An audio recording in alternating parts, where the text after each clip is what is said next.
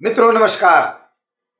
GST में बीजक बनाना है आसान, अर्थात जीएसटी रिजीम में टैक्स इनवॉइस बनाना है बहुत ही आसान। कैसे, आइए जाने इस वीडियो में।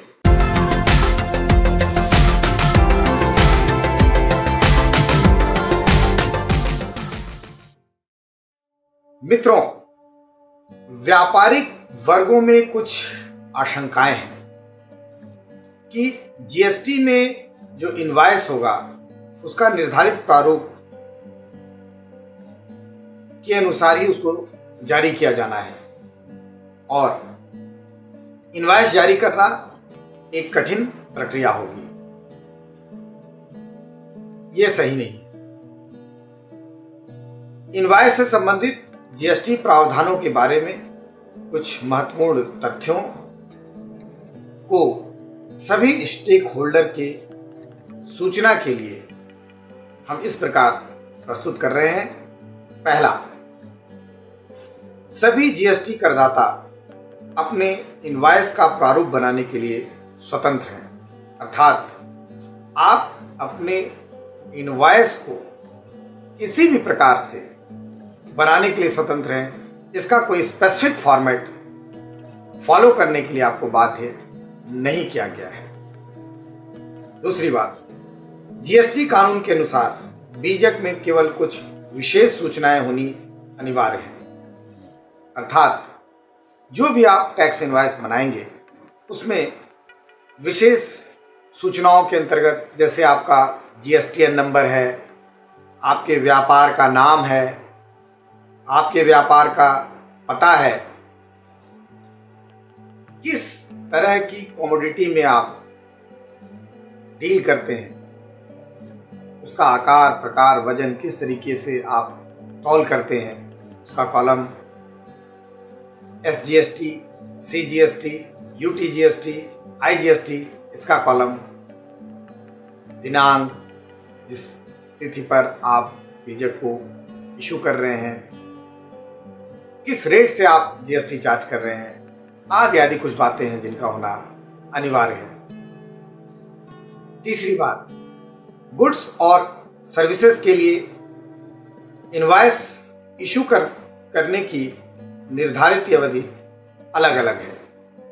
यह अवधि गुड्स की सप्लाई के पहले कभी भी हो सकती है तथा सर्विसेज के लिए यह जब सर्विसेज की सप्लाई दे दी गई है उसकी तारीख से 30 दिनों के भीतर करना अनिवार्य होगा।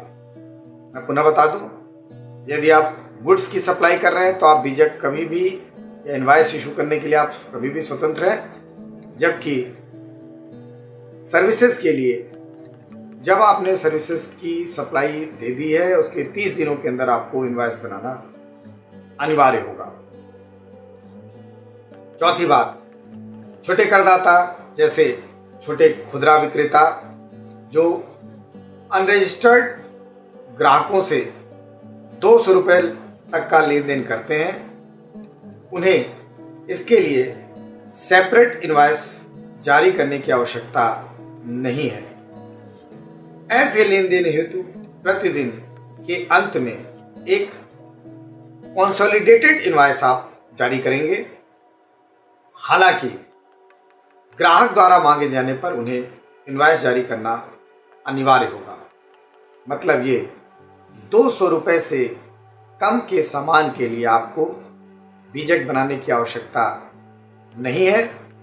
200 रुपये से कम के जो भी सामान जो छोटे या खुदरा व्यापारी बेच रहे हैं उसके लिए वो शाम को या व्यापार को बढ़ाते समय एक कंसोलिडेटेड, एक सिंगल बीजक या सिंगल इनवॉइस बना लेंगे। हाँ, यदि क्रेता डिमांड करता है तो वो रिफ्यूज नहीं कर सकते हैं। क्रेता अगर डिमांड करेगा तो भले ही उसने 200 रुपये से कम का सामान खरीदा, उसे इनवॉइस जारी करना अनिवार्य होगा।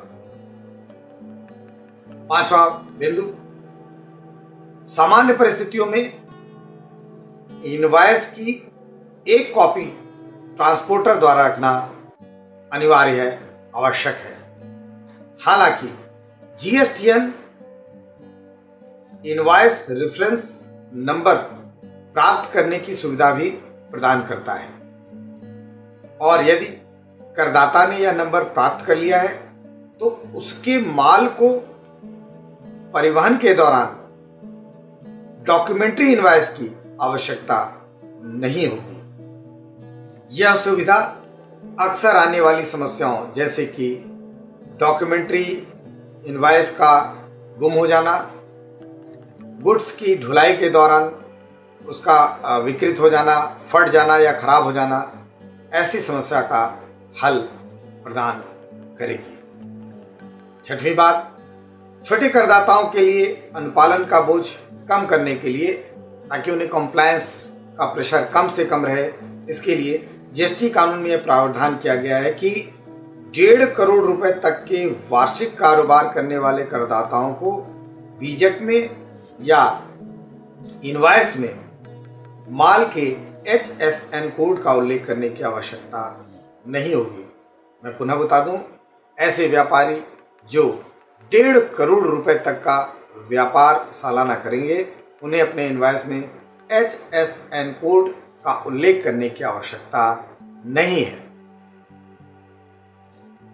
सातवीं बात, बैंकिंग, बीमा और पैसेंजर ट्रांसपोर्ट क्षेत्र में लेन देन की बड़ी संख्या को ध्यान में रखते हुए करदाताओं को अपने इनवॉइस में ग्राहकों का पता और इनवॉइस की क्रम संख्या का उल्लेख करना आवश्यक नहीं है, लेकिन यह सुविधा सिर्फ बैंकिंग, बीमा एवं पैसेंजर ट्रांसपोर्ट के केस में ही लागू होगी।